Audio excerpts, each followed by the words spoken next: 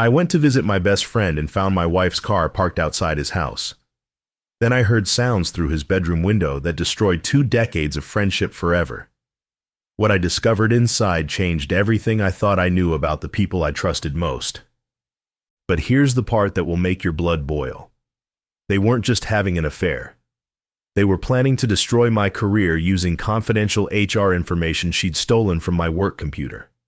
When I was done exposing them, neither of them had jobs, marriages, or reputations left to salvage. My name is Mike Davis, 39 years old, human resources specialist, and before I tell you how I used my professional skills to systematically destroy my cheating wife and backstabbing best friend, you need to understand what I witnessed that Tuesday afternoon when I showed up unannounced at the house where I'd spent countless weekends watching football and barbecuing with the man I considered my brother. I work as a human resources specialist for Pinnacle Manufacturing, a mid-sized industrial company based in Cleveland, Ohio that produces automotive components for major car manufacturers throughout the Midwest. My job involves managing employee relations, overseeing hiring and termination processes, and ensuring that our company maintains compliance with federal employment regulations and workplace safety standards. I met my wife Jennifer at a company holiday party back in 2018. She was working as an administrative assistant for one of our major suppliers, and we were introduced through mutual friends who thought we'd be a good match. Jennifer was attractive, intelligent, and seemed genuinely interested in my work and career goals. She had blonde hair, a warm smile, and the kind of outgoing personality that made her popular in social situations. We were married in 2020, right in the middle of the pandemic when most people were postponing major life events. Jennifer said she didn't want to wait for uncertain times to pass. She wanted to start building our life together immediately. She moved into my house in suburban Cleveland, a modest 3-bedroom home that I'd bought specifically because it was in a neighborhood with good schools and family-friendly amenities. Jennifer left her administrative job after our marriage to focus on what she called supporting my career advancement. She took over managing our household finances, organizing our social calendar, and maintaining relationships with my colleagues and professional contacts. She was particularly good at the networking aspects of my career, organizing dinner parties for my coworkers, remembering details about their families and interests, and creating the kind of social connections that are important for professional advancement. My best friend since college, Kevin Walsh, has been a constant presence in our marriage and social life. Kevin and I met during our freshman year at Ohio State, where we were roommates and became as close as brothers over 4 years of shared experiences. After graduation, we both stayed in the Cleveland area, and we've maintained our friendship for over 15 years. Kevin works as a project manager for a construction company that specializes in commercial and industrial building projects.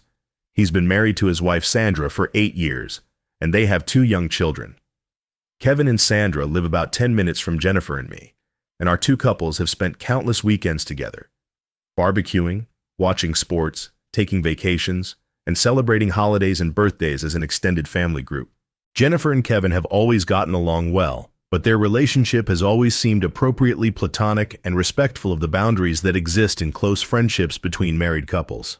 Jennifer would tease Kevin about his sports obsessions, and Kevin would joke with Jennifer about her shopping habits, but their interactions never seemed inappropriate or concerning. But about 6 months ago, I started noticing subtle changes in the dynamics between Jennifer and Kevin that made me slightly uncomfortable, though I couldn't identify exactly what was different.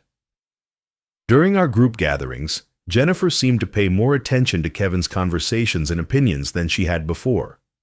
She would laugh more enthusiastically at his jokes, ask more detailed questions about his work projects, and sometimes sit closer to him during movies or sports events.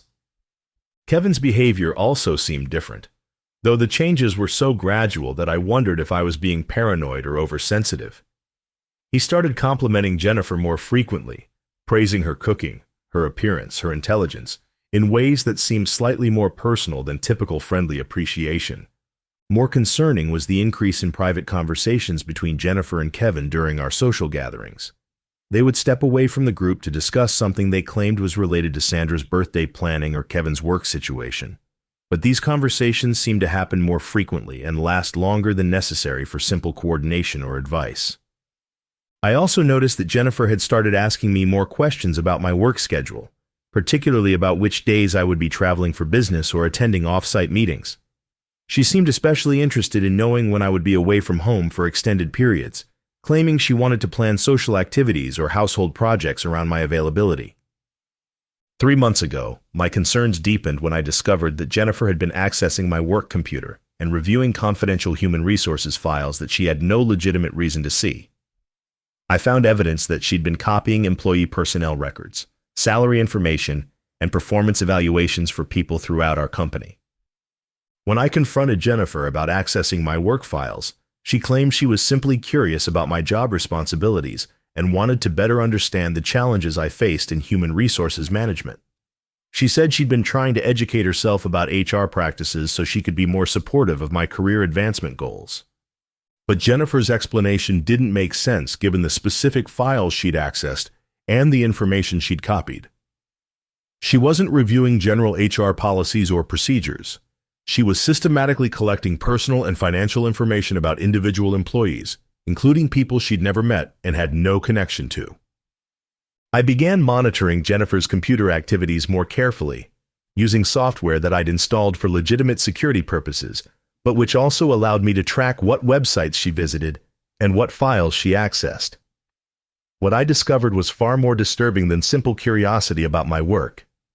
Jennifer was using the confidential employee information to research the personal and financial situations of my coworkers, particularly those who held senior positions or had access to sensitive company information. She was building detailed profiles of their backgrounds, their family situations, their financial obligations, and their potential vulnerabilities. But the most shocking discovery was evidence that Jennifer had been sharing this confidential information with someone outside our household. Email logs showed that she was forwarding copies of employee files to an encrypted email account that I couldn't trace, and phone records indicated that she was having regular conversations with someone about the information she was gathering. 2 months ago, I hired a private investigator to help me understand what Jennifer was doing with the stolen employee information and who she was working with. The investigation revealed that Jennifer's activities were part of a sophisticated scheme to exploit confidential HR information for financial gain. The person Jennifer was collaborating with was Kevin Walsh, my best friend of 15 years, the man I trusted like a brother, the person who had been in my wedding party and who knew every detail of my personal and professional life. Kevin was using the employee information that Jennifer stole to target my coworkers for various financial scams and identity theft schemes. He would approach them outside of work, claiming to be a friend of mine who was offering investment opportunities or financial services, and then use their personal information to defraud them or steal their identities. But the employee targeting scheme was just one part of Kevin and Jennifer's conspiracy.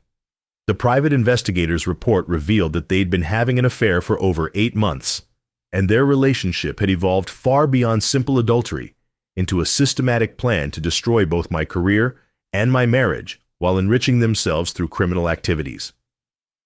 Kevin had convinced Jennifer that she could make substantial money by stealing confidential information from my work computer and providing it to him for his fraud schemes. He'd also persuaded her that I was holding back her potential by keeping her focused on supporting my career rather than pursuing her own ambitions. The most devastating aspect of their plan was their intention to frame me for the information theft and identity fraud that they were committing. Kevin had been building evidence that would make it appear that I was the one stealing employee information and using it for criminal purposes, while Jennifer would claim that she'd discovered my illegal activities and was cooperating with authorities to expose them. Text messages between Kevin and Jennifer showed that they planned to report me to company management and law enforcement, providing fabricated evidence of my supposed crimes while positioning themselves as innocent victims who had uncovered my fraud scheme. The plan would result in my termination, criminal prosecution, and complete destruction of my professional reputation. Once Mike is arrested and disgraced, you'll be free to start over with someone who actually appreciates you, Kevin wrote to Jennifer in one message. And the money we've made from his employee information will give us enough to relocate and build a new life together. Jennifer replied, "I can't wait to be done pretending to support his boring career. You're right that he's been holding me back from my potential." Reading these messages, I realized that my wife and best friend had been systematically planning my destruction for months, using my trust and access to commit crimes that would ultimately be blamed on me. That's when I decided to turn their own scheme against them, using my human resources expertise and access to company security resources to expose their crimes and ensure they face the full consequences of their betrayal. Last Tuesday, I told Jennifer that I needed to visit Kevin to discuss a surprise party we were supposedly planning for Sandra's upcoming birthday. Jennifer seemed pleased by my initiative in maintaining our friendship and encouraged me to spend time helping Kevin with the party preparations. But instead of calling Kevin to arrange the visit, I drove directly to his house around 2 p.m. when I knew Jennifer thought I was in meetings and Kevin should have been at work. I wanted to see if there was any unusual activity at Kevin's house during hours, when both of them should have been occupied with their regular responsibilities. When I arrived at Kevin's neighborhood, I immediately saw Jennifer's car parked 2 blocks away from his house, positioned where it wouldn't be visible from Kevin's front windows, but where Jennifer could walk to his house without being seen by neighbors who might recognize her vehicle. I parked across the street from Kevin's house and observed the building for several minutes. The lights were on in Kevin's bedroom, and I could see shadows moving behind the curtains in ways that suggested intimate activity rather than innocent conversation. Using a telephoto lens that I'd borrowed from the private investigator, I documented Jennifer's car location and took photographs that would prove she was at Kevin's house during work hours. I also used a voice recording app to capture audio evidence of what was happening inside Kevin's bedroom. What I heard through the partially open bedroom window was exactly what I'd expected. Jennifer and Kevin were having sex while discussing their plans for framing me and accessing additional employee information for their fraud schemes.